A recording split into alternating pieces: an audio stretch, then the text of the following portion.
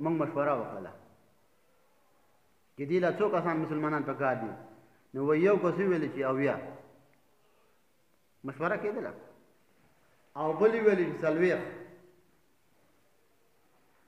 بل کس ویل چې دا مسلمانان ډېر قیمتي دي او چې داسې مري نو 10 کسان کافي دي بس خالد بن ولید وی ما وویل چې یو زه کافي یم بس 15,000 لښکر دی بس یو مشوره وکړه د اویا بل وی 10 بل وی 10 خالد بن ولید وی زه تنها ځان له کافي یم صحابه ته ویل چې کار وکړه خالد بن ولید دا ستا خبره چې ده د دې نه د تکبر لږ بوی راځي په زرونو خلک دی او تنها ته یې ځان اورده دا خبره چې بېکاره نه ده خو د هغې عقیده جوړه وه هغې جوړه کړې وه وایي ما ورته وویل چې دا کفار داسې دي لکه په جال کې چینچڼې او یا زرکه بنده په جال کې بنده ده که او زه ازاد یم زه باز یم یا دا مثال دا کفار مړه دي او مسلمانان ژوندي دي خو اوس خبره بالعکس ده که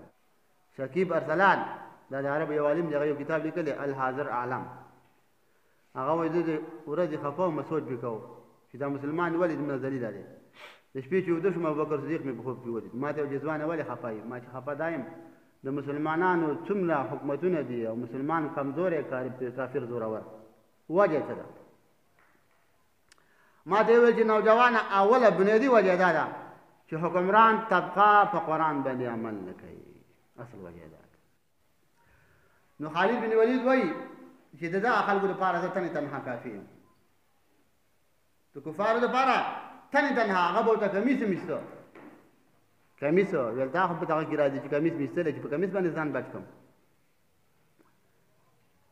یو صحابي دی زرار نومې دی زرار ابن ازر فتوح الشام یو د تاریخ یو کتاب دی فتوح الشام هغه لیکلي چې دا صحابي یو ځل ګیر راغی د کفارو په دیاره کې چا پرې حلقه واچوله دا په من کې فساد دا ځان نه دی خو ده سره اس دی او په اس باندې غونډه ورځ جهاد کړی او اس تړی و د مازدیګره پورې نو اس نو د لقم نه و اس نه خوځېده ده وویل چې زه خو د کفارو په قبضه کې رالم او اس خوځېږم نه تاریخ لیکلي چې دی اس ته راکوشو او اس ته یې وویلې په تندي باندې یې لاس کېښوده ویل اسه داسې کار وکړه ما ته پته ده چې ټوله ورځ جنګ مې کړی ته ستړی زم ستړی ما خو په دې تندي وله لاس راکړو که تا د ما سره اوس توره ونه کړله او ناراسي دې وکړله نو د الله تعالی د رسول روضې ته به حاضر شم زه به ورته ووایم چې دې اس ما ته ناراسي کړې ده د اس نه به خلکو ګیله کوله او د زلمي هلک نه د بابا نه د مشر نه نو چې کله دا خبره مې وکړه د الله لاس یې وله په دې تندي باندې داسې راکړو اس کې بېرته نوی روح راغی نوی روح چې رالی چې کله هغه په کوم ځای باندې مې چې واچو نو د کفارو نه راووتلم اس خو سړی لکه سړی چې ټول ورځ د سهار نه مازدیګره پورې لو وکړي او دغه وخت کې ته وایي چې ته دې غره ته یو ځل وخېږه نو روغ به خلاص شي هلکه زه ستړی یم د لاو نه راغلی یم په ما کې دومره دم شته زه د خوځېدو نه مې کټ ته به کله رسېږم غونډه ورځ جهاد یې کړی و او اس ته وایي چې لکه توره وکړه او اس ته وایي کتابونه لیکي دا اس چې کله سړی مزین کوي لکه زین پیچوي او کته پیچوي توره مسوي نو هغه اس ښه په دې پوهېږي چې چېرته روان کړی نو دا زرار صحابي نه دی کتابونه لیکي خالد بن ولید فرمایي موږ دله یو ځله خبر راغی چې دا صحابي ګیر شوی دی کسانو ته مې وویل چې راځئ ورځو او راخلاص یو کله وایي چې موږ پسې څه کسان لاړو نو یو کس وایي چې راووته د هغه مخ پټو صرف معمولي شاته سترګې بېکاره وي نیزه مسه ده توره مسه ده په اس باندې سور دی او خالد بن ولید فرمایي چې داسې جنګ یې وکړو موږ به کفارو راګیر کړو نو ده به زما ملګرتیا وکړله زه به کفارو قطار بې ختم کړو زه به خلاص کړم کله به چې دا ګیر شو ما به عمله وکړله دا به مې خلاص کړو خو ټول ورځ جنګ هم وکړو کفار ډېر مړه شو خالد او دا زرار بن ازور صحابي دا خو لا پته دی وایي چې کله غونډه ورځ جنګ وکړو زه یو ځای له رالم او یو اس دی په اینو کې لت پت دی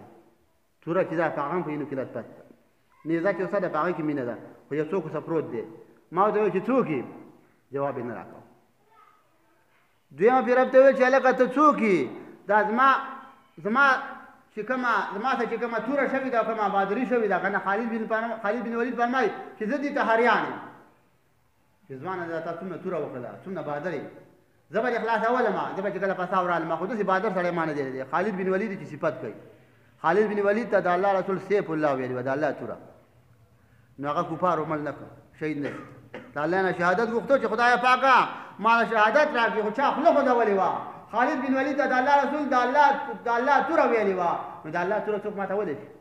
په خپل کور کې مړ شو د الله نه سوال کومه خدای پاکه ما له مرد شهادت د کافر د لاسه راکړي نه قبلېږي ولې د الله رسول خدای پاکه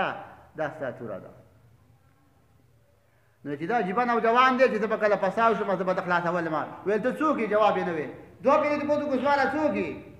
درېیمه پیرې ته ویل چې ویل زه خالد بن ولید د مسلمانانو د دې دستې مشر یم او ستاسو دغه یم ذمهوار کس یم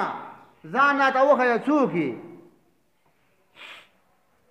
هغه ورته په جواب کې وایي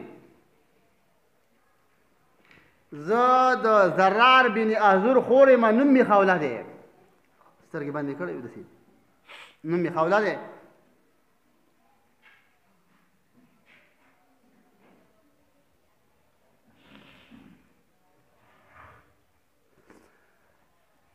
نوم مې خوله دی د زرار خور یم خو چې کله ماله دا خبر راغی چې ستا ورور پساو دی ماله ضمیره او هغه ایمان چې ما ته الله نصیب کړی دی ماله دا ایمان اجازت نه راکړي چې زما د ورور نه دې غیرت اوي او زه دې په کور کې ناسته یم دا جینۍ پیغله